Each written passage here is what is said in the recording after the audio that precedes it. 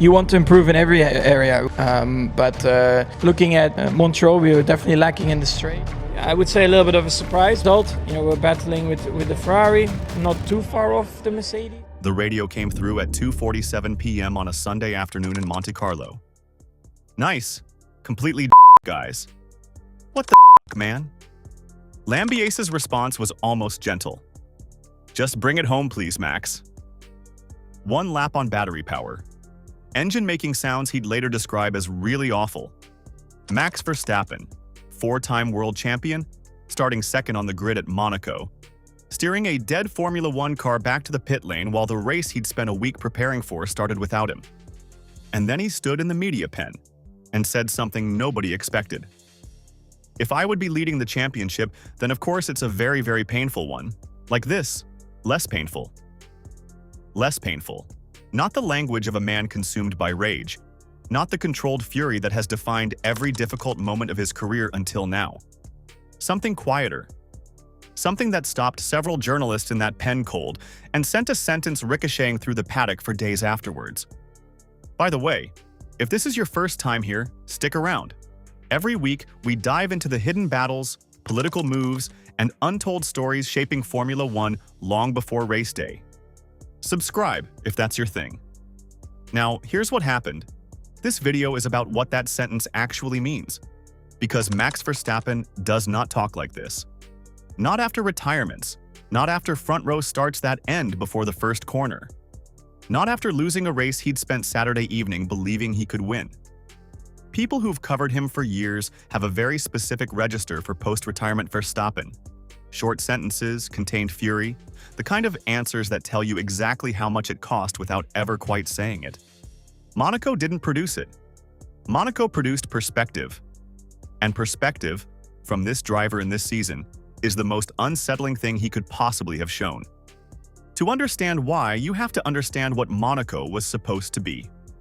Red Bull arrived at the Principality with something they hadn't had much of this season: genuine momentum. Canada had produced a podium. The car, according to people inside the garage, had felt more connected in the weeks leading into Monaco than at any point since preseason testing. The circuit suited the RB22 in ways most 2026 tracks hadn't. Slow corners, minimal straights, a place where the electrical deployment disadvantage mattered less than anywhere else on the calendar. Qualifying on Saturday delivered on that promise. Verstappen went out in Q3 and produced what people close to the team described as one of the cleanest laps he'd put together all year. Missed pole by 43 thousandths against a Mercedes that had won every race. According to sources familiar with the atmosphere inside Red Bull's garage that Saturday evening, it was the first time since Australia the mood felt genuinely optimistic rather than carefully managed. In the debrief afterwards, Verstappen was engaged in a way he hadn't been for weeks. Technical, precise, animated. The driver who'd told the BBC he had to remind himself every day to try and enjoy it was, for a few hours on a Saturday night in Monte Carlo, enjoying himself. And then Sunday happened. Formation lap, engine hunting, RPM spiking and dropping. In a way Verstappen immediately described as a bit weird. Then worse on the pre-start. And when he dropped the clutch at lights out, the engine simply stopped. He told Crash.net afterwards, "I was just praying that everyone would go right." They did. Barely. And Verstappen steered the dead car to the pit lane while Antonelli took his 5th consecutive victory. In the media pen, he said what nobody expected. And the context behind that sentence isn't just the championship gap. It's 4 races of progressive emotional change that had been building long before Monaco. Go back to China, March. Verstappen retired with an ERS cooling failure, stood in the paddock in the late afternoon heat, and said, "If someone likes this, then you really don't know what racing is like. Not fun at all. Playing Mario Kart.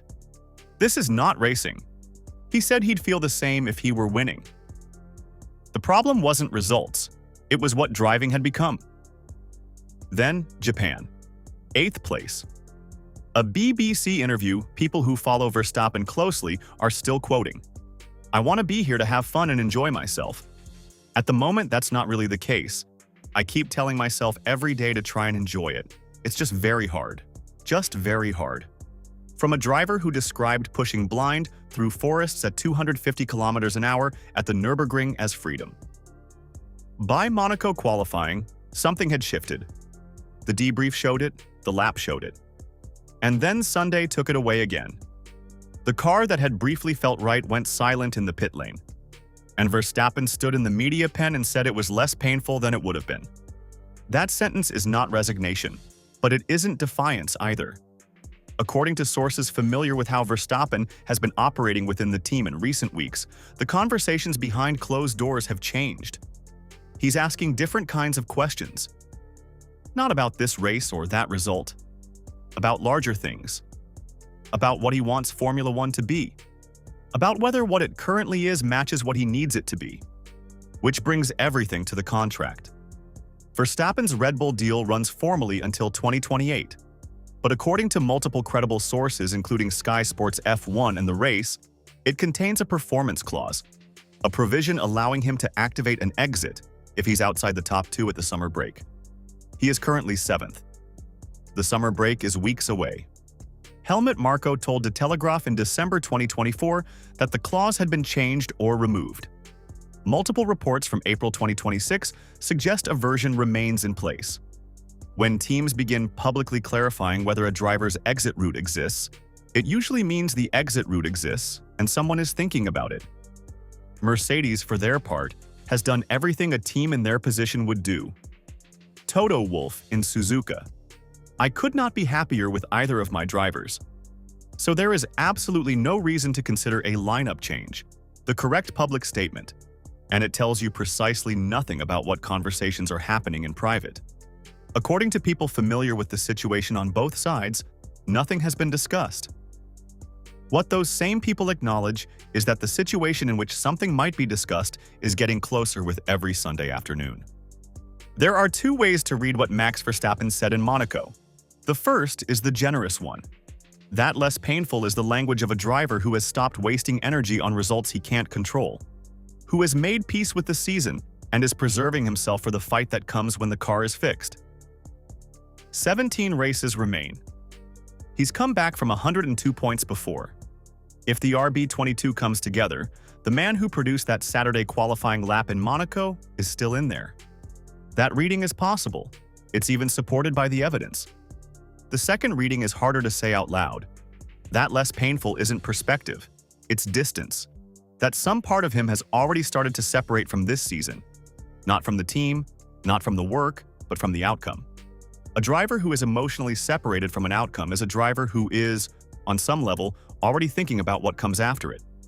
Those 2 readings cannot both be true, and Verstappen, characteristically, has given nobody enough to determine which one it is.